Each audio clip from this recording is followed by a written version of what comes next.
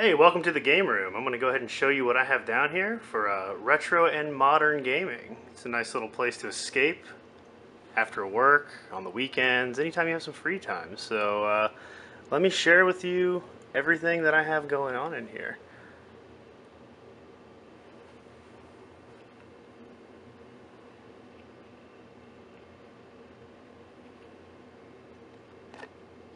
Alright, so we're going to start it off over here. This area right here is eventually going to be a little bar area. All I have for now is the mini fridge.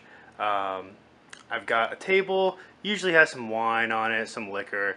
Kind of tapped out right now, other than some Brazilian cachaça you can see up there, as well as some triple sec, simple syrup, the usual stuff. Book about beers, your typical bar uh, paraphernalia. Got a sign down there, still need to hang, as well as a cool Coke puzzle that me and my wife did. So, mini fridge stocked with Surge right now, and a little iCade. Let's go check that out. Alright, so here we have a Ion iCade. Came out a few years ago. It was made as a Bluetooth controller for your iOS device. Was originally programmed for. However, I would assume it would work with an Android device as it connects to your tablet via Bluetooth. I haven't tried it. I don't have any Android tablets. I guess people consider me an iSheep. However, I really don't like Apple. I like my iPhone and my iPads, but this is currently using an old Apple iPad 2. Runs kind of crappy, but with that, I can jailbreak it as well as run emulators, so it's a nice little extra option to have in the game room. It's kind of a temporary place for it on top of the refrigerator right now, but I hope to be able to move it to another table, somewhere it's a little more comfortable for people to play it. Alright, next up here we have a dartboard, nothing too fancy, just a wood case dartboard. I actually found this at Goodwill, brand new in the box for 20 bucks when I was out looking for some games. So figured why not? I have the space now. I like throwing darts. It is a little close to some posters, a TV now, but for the most part I hit the board. Other people, I can't say that they're shooting as well. As you can see, there are some holes in the wall there, but it is what it is. It's a dartboard. It's fun. Staple of any game room, in my opinion. Alright, over here we have two CRTs. As you can hear, you got Duck Hunt going on the one CRT, you got Battle Clash on the other. Two of my favorite shooters on the NES and the Super Nintendo. There's some other good Super Scope 6 games. I actually really like the Super Scope 6 compilation that came with the gun, which is down there. Unfortunately, you have to have a CRT TV for these to work. Otherwise, you are not going to be able to play them. It's really unfortunate they haven't been able to find some way to make this work on an LED TV so far without using a sensor bar. However, that's just the technology. It is what it is.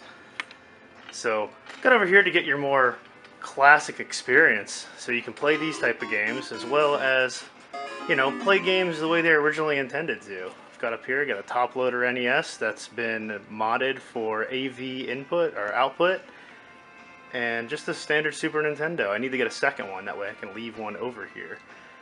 But that's this side of the game room.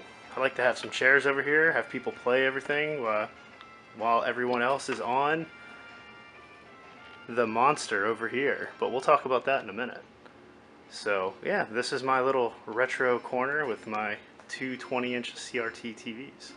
One thing I didn't mention here is I got these two Nightmare on Elm Street and Friday the 13th posters. I'm a big fan of the series. I grew up watching them. They always were more funny than scary, and let's be honest, it was the 8-year-old way of seeing boobs on TV without your parents really knowing or caring at that point. So anyway, it's always been a special place in my heart for these movies, regardless of how cheesy or horrible they are as a movie overall. But it's just a lot of fun. I love watching old slasher flicks, so I actually have the NES games as well, and I went ahead and let's see if I can get that to focus a little better.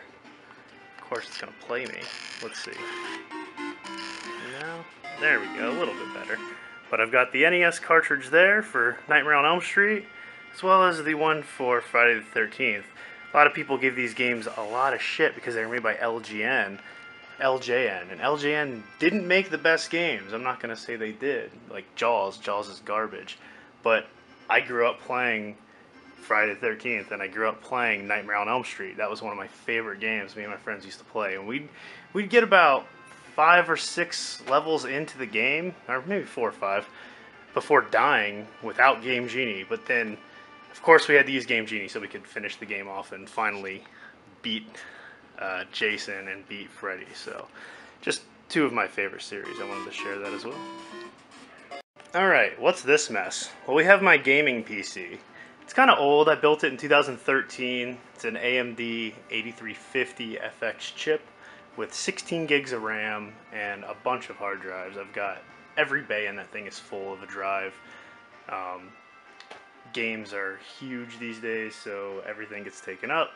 As well as I have all my various controllers, as well as my newest Oculus Rift, which is really cool. If you haven't played VR, highly recommend it. The experience is like none other. You basically feel like you're there, other than the fact that you have a cable kind of tethering you to the computer, so it kind of makes it a little bit of an issue. But as you can see on top of these, we have sensor bars, or sensors, there and there. This is kind of my play area that I'm standing in currently. Like I said, the various controllers, and in these right here we have multiple controllers. In here we have multiple guns. We have the Justifier, some Sega Saturn and PS1 guns. I assume they work on the PS2 as well, unless I need a sensor bar.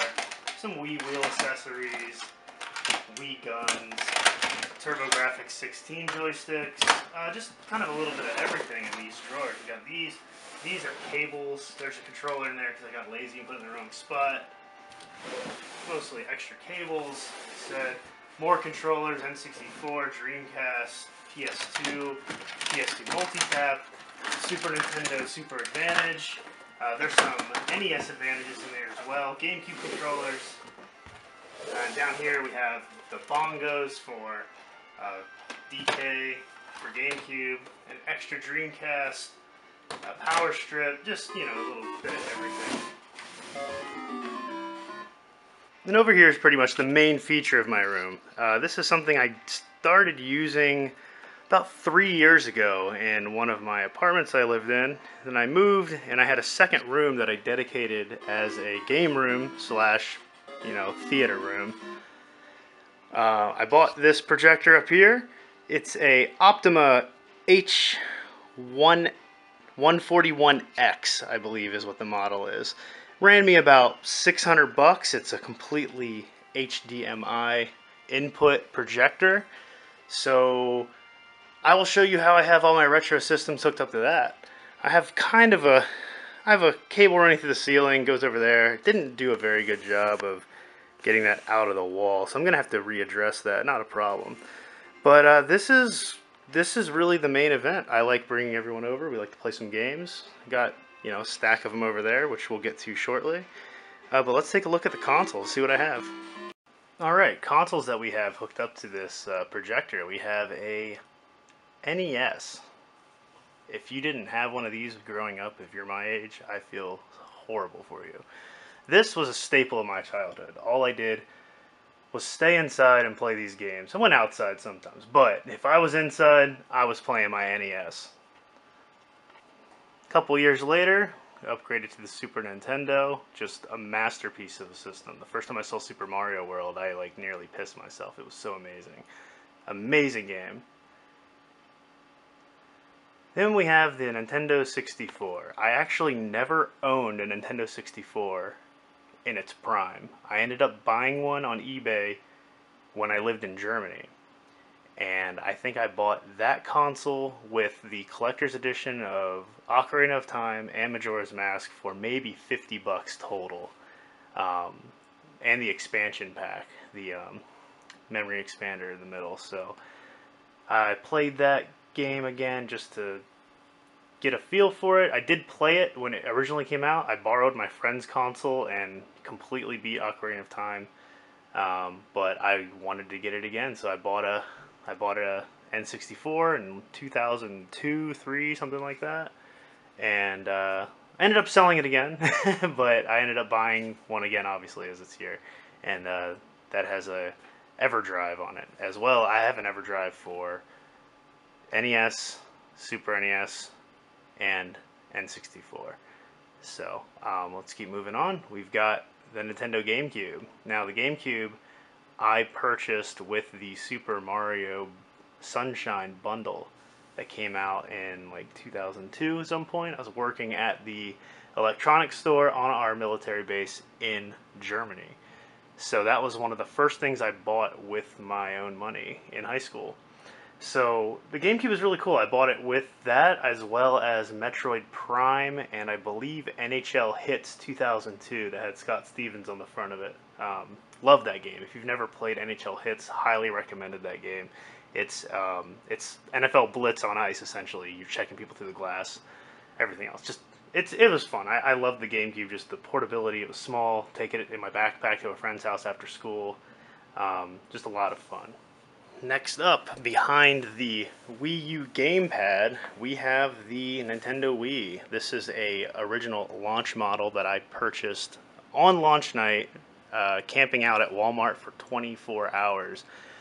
Slept in a tent on the sidewalk, was a creep, and even had pizza delivered to the sidewalk outside of the Walmart while watching the Capitals play the Bruins on a black and white TV over the air. It was a pretty awesome night. Next to that, we have the Wii U, which honestly I didn't even know it was coming out. I heard something that there was a new Nintendo system, ended up being the week it came out, and I had some extra cash, so I grabbed it. It didn't sell very well, obviously. 13 million sold worldwide. There's some really good games on the console, though. It got crapped on a lot, but there are some very good games that came out for the Wii U, which I have most of them. They were, for the most part, Nintendo first-party console games, so we'll go through the ones that I have. Alright, getting to some of the more obscure stuff. We here have a TurboGrafx 16. I also have an EverDrive for this console, as collecting for this console is almost impossible unless you have fat stacks. So the EverDrive makes it affordable. You can play a lot of very good games, a lot of shooters. There's some good platformers as well. For the most part, though, you want to stick with those TurboGrafx shooters. Those things are amazing. Next to that, over here, we have the Megatron, the tower, if you will, the Sega CD Model 1 with a Sega Genesis Model 1 and a 32X. Also, I have an EverDrive for this as well, because 32X games can be very hard to find. And Genesis games, I didn't have many as a kid. I played Sonic 1, 2, 3, Knuckles, Beavis and Butthead. I played Street Fighter 2 Championship Edition was one of the games that I really, really, really wanted for that console. And I played a lot of that as a kid. I was more of a Nintendo fan as a kid too, but I did play my Sega Genesis quite a bit for Sonic and for Street Fighter, which eventually led me to begging my mom for Christmas to get me the Sega Saturn. I got the Sega Saturn. Not many people I knew had a Sega Saturn. It was basically me. I had some good games for it too as a kid that I wish I still had. Mega Man 8, Mega Man X4, Panzer Dragoon. I had Tomb Raider, Knights. I had Clockwork Knight. Madden 97 was a game that I had that I actually ended up getting in a fight with a friend over. But it was a lot of fun. Not many people had the Saturn, and me and my friends really enjoyed playing that console as a kid. This one has a mod chip in it, so I can play pretty much anything on the console, as, again, games are extremely hard to find on the Sega Saturn if it's not a sports title. Right here we have the Sega Dreamcast. Everyone had a Sega Dreamcast in my school. We all had them because most people did not buy games for this, let's be honest. Once the copy protection on the GD-ROM was broke, it was pretty much a free-for-all. That was the beginning of your music sharing and Napster, and then you had Direct Connect. Everyone was just downloading these things left and right. This was before torrents were really a thing, so people were just sharing these games left and right after ripping them using the broadband adapter. Um, so, I only have a handful of games. I'm going to go ahead and go through them now that are legit at least. We've got Sonic Adventure. This thing is completely out of focus. Sonic Adventure. NFL 2K. This was a launch title. I had this at launch. Me and my friends played this constantly. NHL 2K2. I had a lot of NHL 2K that I played a lot, but I picked this up pretty cheap. And Coasterworks. Coasterworks, I recently purchased at a store. I've never seen the real copy of it because I had a copy of it as a kid. And this game was a lot of fun. I loved building roller coasters, learning about the G-forces. Basically, it gives you blueprints, and you can use those blueprints. Well, you have to use those blueprints to build your coaster, and then you get taken into a 3D world to test the roller coaster to make sure it meets the specs of the level that you are trying to do. A lot of fun. So next to that, we have the original Xbox as well as an Xbox 360. The original Xbox was another console that I bought in Germany with one of my first paychecks. I bought it so I could play Halo to see what all the fuss was about. My friends were playing it back in the States. I was in Germany. Wasn't with those guys, so I heard that it was a lot of fun, and I wanted to know what it was all about. So I picked up one that was a later model with the S controller that they ended up releasing for that. I did not like the Duke. People like that thing. I hate that thing. I think it's garbage. And I will go on record saying that it is garbage. So, eventually I ended up getting an Xbox 360. This is an original model of the Xbox 360, but it has been replaced with the Red Ring of Death that happened to me couple years after getting it. Honestly, it didn't break down like everyone else I knew did. So, but that's the shelf. So let's see what's on top of the shelf. Right here we have the Sony PlayStation. This also was something that everyone started buying in the mid 90s. This was just huge. The fighting games, the driving games, the platformers that were coming out in 3D for the first time. It was huge. Sony was trying, a new console, trying to take on Nintendo after the failed Super Nintendo PlayStation combo that was supposed to come out that didn't. And, I had a lot of fond memories of the system, even though, like I said, I was always more of a Nintendo guy, but I got a PlayStation over a Nintendo 64. And I played all of the standard shit, your Resident Evils, your Dino Crisis. I played Parasite Eve, Final Fantasy VII. Most of the classic games that still are regarded as classic series these days. They all started on the PlayStation, and the PlayStation was a fantastic console for the time. Then we had the PlayStation 2, another great console. This was something that I got for my birthday right after I moved to Germany. I was turning 16, moving to a foreign country with no friends in my junior year of high school. And I had a PlayStation 2 once I got there. And I spent a lot of time playing the PlayStation 2. Mostly Tony Hawk 3. I played Grand Theft Auto 3. I played a little bit of everything that was out at the time. A lot of skateboarding games, X Games skateboarding, some hockey games. I spent lots and lots of time playing this Final Fantasy X. It was a very fun system to have, and I had a very good time with that. Here we have a PlayStation 3. This is a fat model, but it's not the first model that has the backwards compatibility with PS2. I got this for free from a friend's cousin's boyfriend who told me that if I could make it work, I could keep it. So I took it apart and I did the heat gun reflow for the GPU, the memory, and everything else, and put it back together, and it's worked for a while. I had to fix it. I think I fixed it one other time. It died again, but it still works to this day. I have a digital library on it. I have a couple PS3 games. I don't use it very often, but it is a lot of fun to play when I do get into a PS3 game. I think the game I played the most on here was Hot Shots Out of Bounds.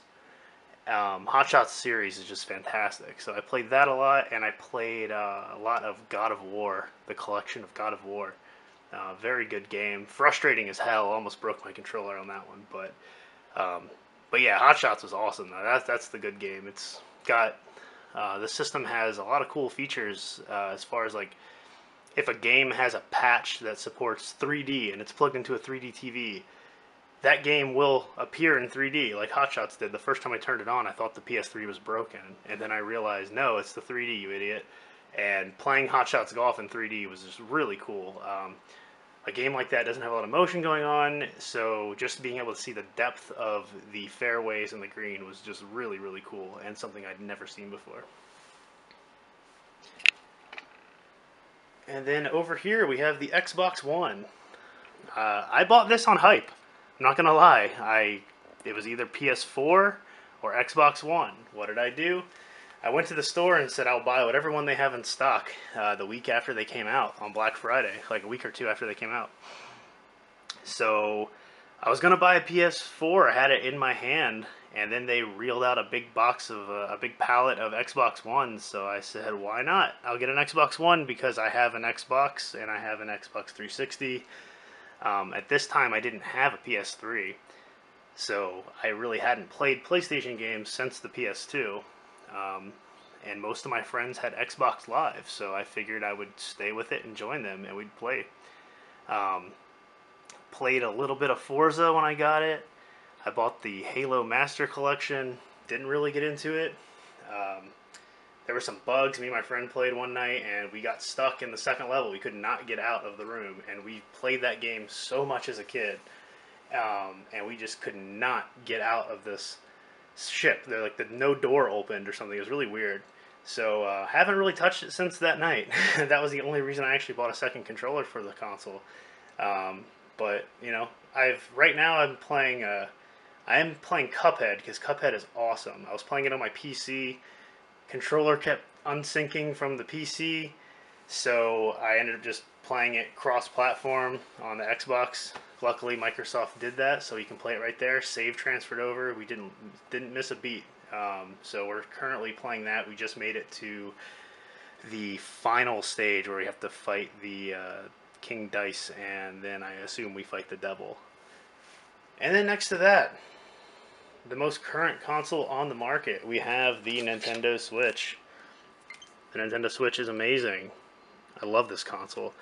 Everyone says they want power, but you know, it's nice to be able to take it on the go too. Not that I like to go very many places, but just being able to watch TV and play a game, or lay in bed and play a game, and not have to rely on being in this basement to play my games. It just makes it very convenient. You know, I waited after work to get this console. Played Breath of the Wild for 120 hours in the first, you know, few weeks that it came out. To beat it, get all of the shrines, and didn't do the Korok seeds, but just such a fantastic game. I'm a huge Zelda fan, as if you didn't see in the opening video, we'll get there shortly, and you'll see what I mean by that. But the console's just, it's a lot of fun. I look forward to more and more games to come out for it, and my preference is to buy a game on Switch unless I can get it cheaper on PC. That's really the only thing that keeps me from buying stuff like Doom or any other first-person shooter, because I'm not a big fan of shooters on consoles, so that's why I have my gaming PC here. But let's take a look at the games. Alright, so I didn't want to spend a lot of time on these. I'd like to go through and make some individual videos for all these different games that I have in here, and just kind of give a little background on why I purchased them. At one point, I wanted to buy every NES and every Super NES game, and Genesis game. I got completely obsessed with collecting games. But after a while and getting EverDrives, I figured, what's the point of having everything if 60% of the library is garbage, sports games, or game show games, stuff like that, that I will literally never play. So I kind of dwindled it down to what I played in my childhood, or games that I played that are a lot of fun, or games that other people have recommended to me to try out. Um, Again, I have the EverDrive, so I can play all the other stuff. Some of the prices of these games are ridiculous, so buying something like a Little Samson is just not going to happen. But that's why the EverDrive is fantastic, because I can play that still without having any issues at all. So we have over here with Super Nintendo, NES, and then this shelf's a little hodgepodge of everything. So we've got, up here we have a couple books. We have the Super Nintendo Playing with Power book. I have a Sublime box set. Sublime is amazing. Right here we have a Nintendo Switch pin that I got from the DC Switch event, as well as a cookie. The only DS game I have without a case is right here. It's 9 Doors, 9 Hours, 9 Persons, or 9 People, whatever the hell it's called. A lot of fun though. I love that game. It was a lot of fun. Recommended to me by a friend. Here I've got the NES Playing with Power book, as well as my Switch Pro controller box, and a couple arcade DVDs. I've got the Video Craze and the Space Invaders In Search of Lost Time Blu-ray. If you like any documentaries on video games, those were really fun to watch. I highly recommend watching it. Oh, and behind this Super Power book we have a Super Famicom box art collection. One of my buddies gave this to me for Christmas, and it was awesome. Seeing all the artwork that we did not get here in the States is very, very disappointing. So, up here we have just some, this is kind of my museum, I guess. I had a buddy who said he had a copy of Mario Teaches Typing from Macintosh. I went ahead and grabbed that from him. He was going to throw it out, so he sent it to me. As well as the box and CD for Half-Life, the Game of the Year edition. This was a game that I played a lot of in high school. Counter-Strike was out. That's pretty much all I did, again being in Germany. The first time I had broadband, all I did was play Counter-Strike and video games. It was amazing. I got okay at it. I never got really, really, really good, but I really, really enjoyed my time I played with Half-Life. Here we have Burger Time on the Intellivision. This is a game that I played a lot of as a kid. The first console I ever had was an Intellivision. I don't have an Intellivision now. I need to get another one. But this is something I played a lot of, something my mom played a lot of, and it's just one of those games, probably one of the first games I ever played, to be honest, that was an arcade game. With that, I also have this, He-Man Masters of the Universe for Intellivision. It's another game that I played a lot of as a kid, and that's the only reason I have it. I want to get an Intellivision just to play these games again. I could always emulate it if anything, but it's going to be hard to emulate that disc controller with a number pad and your overlays. It's just a lot of fun. I've got a Virtual Boy here. The best game on the Virtual Boy, Wario Land. Fantastic game. This Virtual Boy was repaired. My buddy down in Virginia goes by Dog P. He has repaired multiple of these and was nice enough to swap my eyes out with brand new ones that he repaired. Well, not brand new ones, ones that he repaired.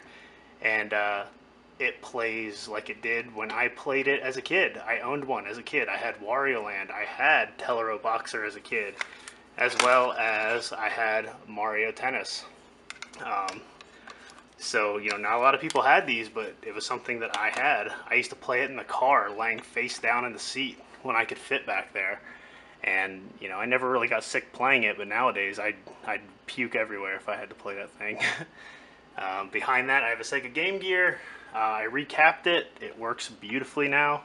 Don't really have much on the Game Gear as far as games, but it's a fun console. It's something I was always jealous of when my friends had as a kid, because my Game Boy didn't work at night. Didn't work in the car without a light boy or some source of light. So down here, I have this Donkey Kong bobblehead.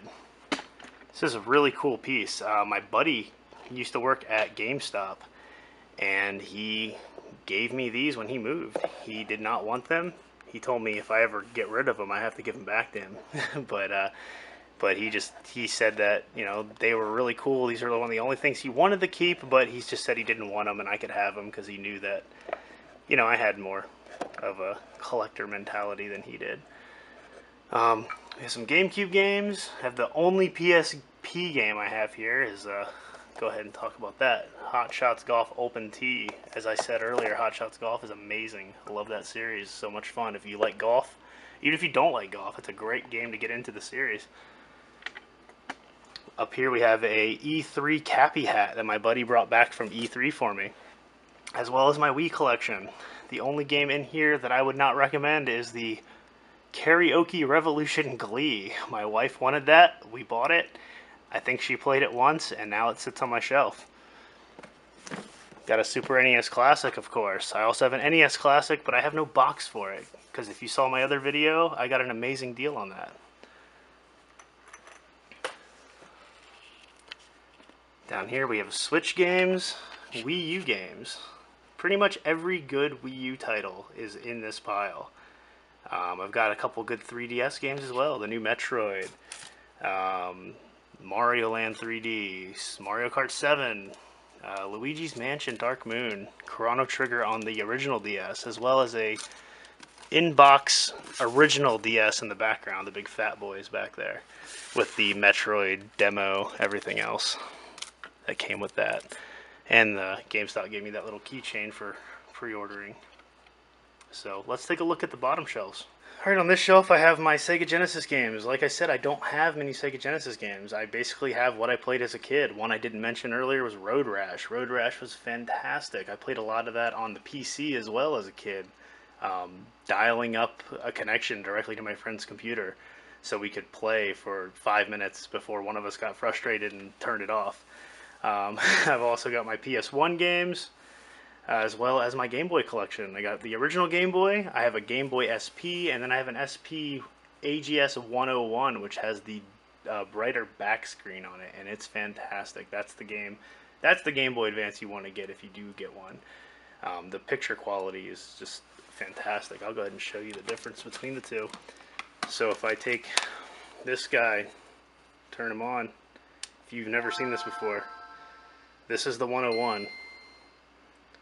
The screen is super bright. Let's see if I can try to focus this a little better.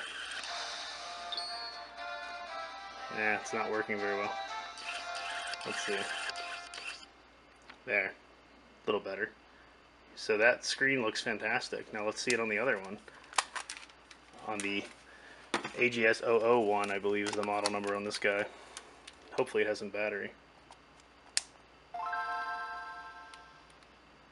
It's just not as good.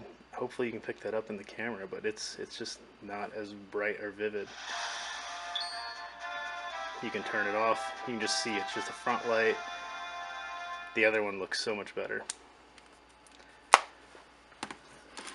So with that being said, we're going to go ahead and move on to the final shelf. Alright, this is my PS2 collection. It's very modest. I feel like all my collections are pretty modest overall. Like I said, it's a lot of stuff that I played as a kid, or just I found, you know, never got rid of, like the copy, I don't know if you see it there, of Get on the Mic that was sealed that I got at Goodwill. I figured, hey, a sealed game for $1, why not? But, you know, it's something I'll probably never play. But I've got some pretty good games in here, you know, the Grand Theft Auto trilogy, the Mega Man X series, Simpsons Hit and Run, Futurama's a big one. Got some pretty good games. Katamari. Katamari's fantastic. If you haven't played that, definitely check that out. That was recommended to me by a friend, and we couldn't put it down in college. We played it constantly. So that, I have a just small pile of PS3 games. Again, it was a free console, so I never had it during its prime, and I never really played it. Just got a stack of hard drives here. I'm going to move out of the way. Way too many hard drives. I have my Xbox 360 games and my Xbox One games. The only thing I really play on Xbox, as you can tell, is NHL. I love NHL. I bought it every single year, and I don't even have all of them here. I had 6, 7, 8, 9, 10, 11, 12, 13, 14, 15 is on Xbox One, and I purchased 16 digitally on my Xbox One, and I have not bought one since because it is pretty much the exact same game since 14, and I don't care anymore. But that pretty much covers my games. I will, again, I want to make a video of kind of going through my collections and talking about why I bought the games I did and what I think of these games. Not so much a review, not a in-depth critical review, but just, you know, stuff that I find to be a lot of fun and share that with everybody. So let's move on to my grail. Alright, so here we have my Zelda corner. This is every Zelda game in box, complete. Other than variants, I'm not a variant collector, so I guess I'm not a real collector. With the variants not being there, I also do not have the CDI games because I'm not going to spend $800 on Wand of Ganon or, you know, Zelda's Adventure, whatever the hell it's called. That's just insane to me. So this is just my little showcase of every single Zelda game over the years, starting with NES, Super NES. That box is my actual box my dad had as, you know, when I was a kid. So that box means a lot. It's really cool to have that. The Ocarina of Time Collector's Edition, the Zelda Majora's Mask. That's actually the one I bought when I was in Germany. I've got some lithographs back there that I got from a buddy at GameStop. The DVD, the Hyrule Warriors giveout at GameStop. Every game on GameCube, the Wii, Wii U, the collector's editions of both Twilight Princess Remake and Majora's Mask Remake, some Perler bead art that my buddy made me, got some playing cards, some plushes, some toys, awesome poster from Link Between Worlds, which again is an amazing game. Got the store display from Walmart for Breath of the Wild for the Switch. Had to have that, it was fantastic, so cool. Down here I have my Game Boy collection in box. One of my favorite games of all time, Link's Awakening on the Game Boy. We have Seasons, Ages, not Majora's Mask, Minish Cap, the Majora's Mask 3DS, as well as the Majora's Mask promotional item. This was really cool. I just recently got this for a very, very good deal at a local shop. I've got the DS games as well. The collector's edition variant, or the NES Classic editions for the Game Boy Advance. Basically anything Zelda I have. As far as games go, I have a couple things of like paraphernalia, like the book. That was another Christmas gift this past year. The Switch case that came inside the Master Edition, which was extremely lucky to get that. Buddy texted me. I woke up at 6 o'clock by mistake and just happened to sign online and they had it available. And this guy right here is really cool. Again, it came from my buddy who worked at GameStop, and he told me he pretty much had a fight with his coworkers to get it, and you know, he gave it to me, and I couldn't be happier to have that. It's really, really cool. Over here I have the poster they gave out on the night of the Switch launch, as well as a Link portrait that I found at, I believe it was at Ross. I have the Luigi one over there with my other games if you didn't see that. So I just need to find that Mario one. I think there's a Peach one as well. But here I have a Ganondorf action figure, as well as the 20-inch tall Link. So really the only thing that I'm still looking for that I do not have, I know I just said I had everything, I do not have the Wind Waker HD Collector's Edition. It was something I passed on right before I started doing all this, right before I started collecting everything. So it basically comes with this guy. Looks a little bit different than that, but that's really the only thing I'm missing other than variants, which I don't care about. So that's my Zelda collection. Last but not least, we have the we'll say it's the arcade corner. So over here I have a Pac-Man cabinet that I bought from a buddy down in Virginia. Spent about 200 bucks on it at the time. It didn't have a monitor, had a control panel. If you saw the other video, I kind of explained what's inside of it. I have a Raspberry Pi inside of it running MAME with a control panel that did not destroy the cabinet. Everything's wired up separately, using the power from the marquee without damaging any of the original equipment. So that's really neat for me. I like that. And then I have this big empty space here. I think I'm going to put a flat panel TV. I want to build a little pedestal that goes here. And then when people are over, I can roll it out and hook it up to the projector. I think that'd be really cool. We can play, you know, the 4-player fighting games, the beat 'em ups, Simpsons, X-Men, stuff like that. So over here I have a virtual pinball machine that I built from scratch. As you can tell, it's not very professional looking by any means, but it's a lot of fun to play. This cost me maybe, I don't know, 250 bucks in parts. A lot of that was the metal and the wood. I had everything else laying around in the house. I had a TV, I had buttons, I had an extra monitor, and an extra computer that's powering it.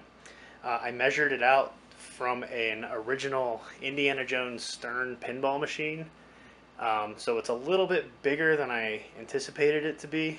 As you can see, the back has a little bit of a lip, and that's just because my TV was a little bit smaller than I thought it was going to be, but it still turned out really well. It's a lot of fun. It's not on currently because I'm in the process of replacing the video card. Once that's done, it should run even better than it was running now, and hope to have it up for any future parties that are coming up. Last but not least, I have my guitars on the wall. I don't get to play often. My dog, who's over here, does not like the guitar. So it's very rare that I get to sit down and play. This guy over here was my first guitar. It was a Fender Squier Strat I got when I was 13 for my birthday. It was black. A couple years ago I decided to take all of my skate stickers and band stickers off of it, sand it down real nice, and paint it this classic Fender blue. Just did some spray paint, clear coated it. It turned out really nice for what it is, especially if you ever saw pictures of it, or even you know me and saw it in high school. It was completely covered in stickers. And then this guy right here I got when I was 18, had some extra money for my birthday, picked that guy up. Kind of reminds me of Brad Nowell's guitar, and that's something that I thought was really cool, and I picked that up. I like it a lot. It has a very slim neck, very fast to play. The strings are very close to the fretboard. Again, I don't play very much, but I do enjoy picking it up from time to time. So, and then when you enter, you have some capitals, paraphernalia, autographs, stuff like that. So we're back to the beginning of the room. Hope you enjoyed this view of my game room. If you have any questions, feel free to shoot me a message, leave a comment, like my video, and subscribe if you want to see my future videos for my in-depth reviews as far as why I purchased the games that I purchase. So those should hopefully be rolling out soon, and thanks for watching.